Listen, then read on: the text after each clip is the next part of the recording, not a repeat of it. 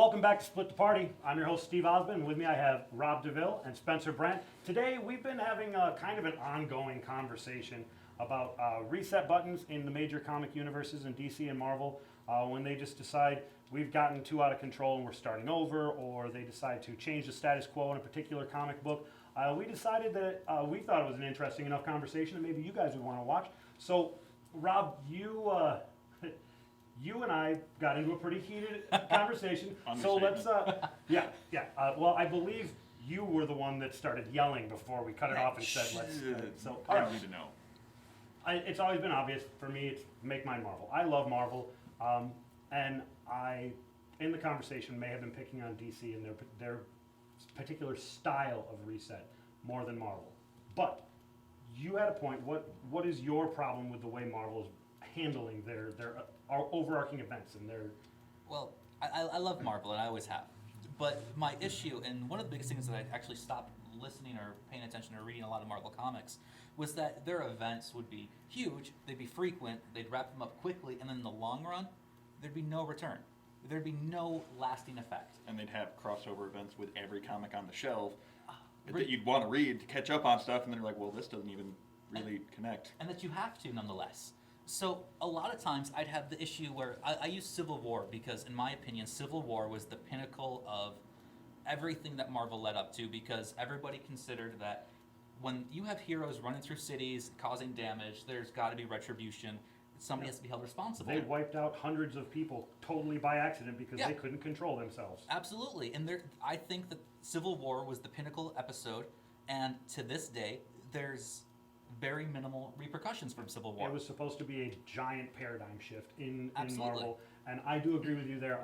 Their changes have been made, but it should be so huge and so prevalent. It should be something that you feel in almost every terrestrial Marvel title, every title that takes place on Earth. And I agree with you. You don't feel the repercussions from what was supposed to have been a giant shift. But part of that, just from a business standpoint, part of that is not just on Marvel, it's on their creative teams. When a new creative team takes over a title, they're going to give it their vision. And if they read Civil War and that just doesn't really happen in my vision, it's not part of it, then they're going to ignore it. That, unfortunately, is part, whether you're Marvel, DC, any major creative group, it is. It's part of the problem. It is. And that's also where I have a small issue with the concept, because as much as creative teams come in, I look at story arcs as separate from main stories. Yeah. And it's not a big deal to have something like weekly issues where each story is slightly different or each creative team is different, but to develop an entire universe because one guy decided that he wanted a different story arc, and then it dies off, you never hear from it again. DC did that for quite a few years with a lot of different things, so they're guilty of it too. And all of a sudden, you have too much going on and too far fingers stretching, and none of it makes sense anymore. Which is why, that's the purpose for reset buttons. So, Spencer, you're a big DC guy. Evident in the fact, I mean, we had 2 DC episodes that you just hosted for us because you were the guy for that job. You love it. Oh, totally.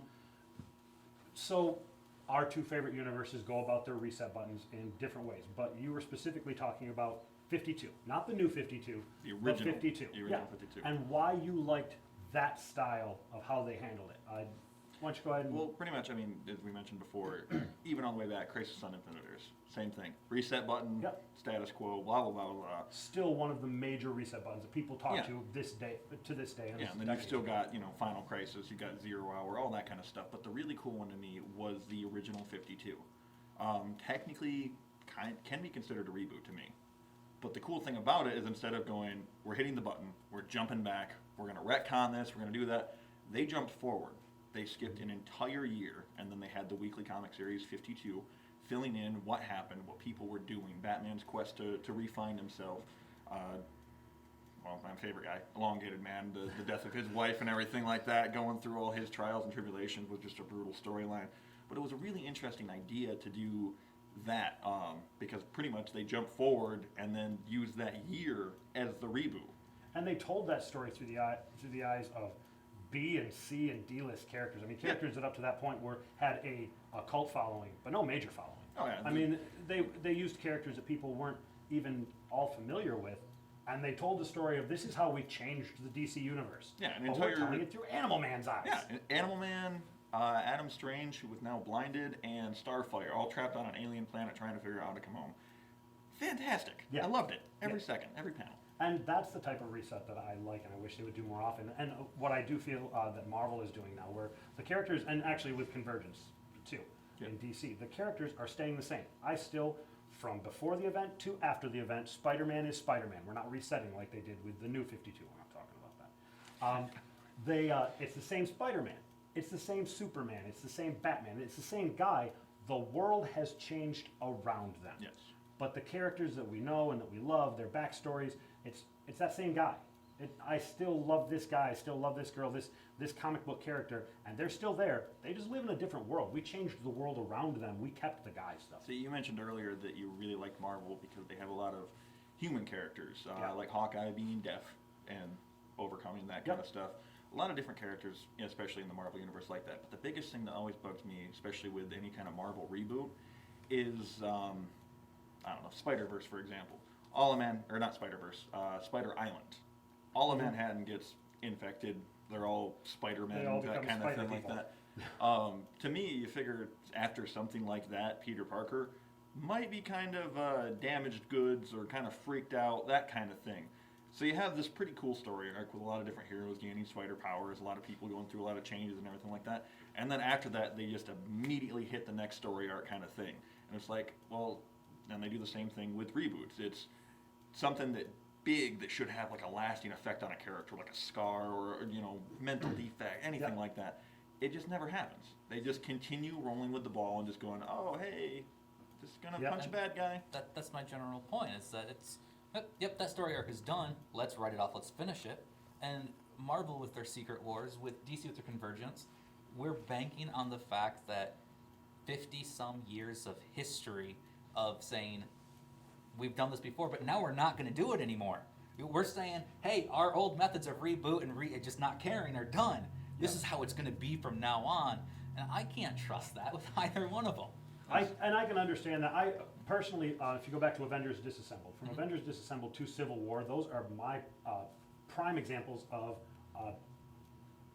not including Civil War, of overarching events done right. Yes. They did Avengers Disassembled. It changed everything for the Avengers and for all the people around them. And then they kept doing these events, and they were hitting, and everyone is changing things. Boom! Stamford, Connecticut blows up. Civil War. This is awesome. Everything's been going great. There should be a major change. Where's my major change? Exactly. And I do agree. From that point forward, I don't feel that we're getting a lot of return on our excitement. You build up this excitement about these overarching events, and I want to see it change. And that's why I'm excited for Convergence. That's why I'm excited for Secret War. Is maybe I'm a sucker, but every time it happens, I still remember when I was a kid, and I read the original Secret War, and it changed things. Spider-Man came back with the Venom costume. Things changed because of that, and that as a kid reading and thinking, oh my God, these characters that I've loved, they're different now. Yeah.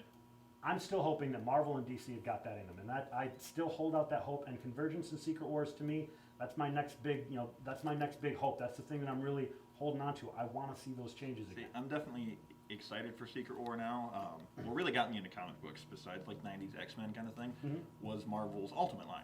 It was a really fresh take. It wasn't quite a reboot because it was your parallel, which they're ending, obviously, I know.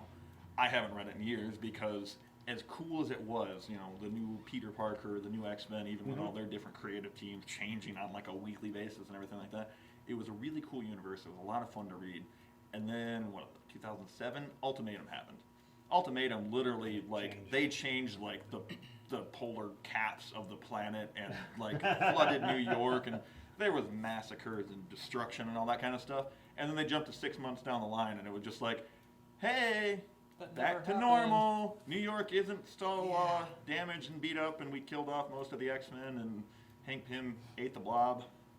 Yeah, that happened. Well, I largely because of the cinematic universes in both of them, and the fact that they are trying to, as businesses, encapsulate everything.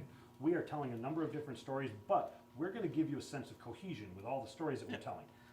They're both leaning more on that and trying to work more towards that, which is why I feel that this is this is the right time for events to come up that actually give us what we've been hoping for, and what you've been hoping for.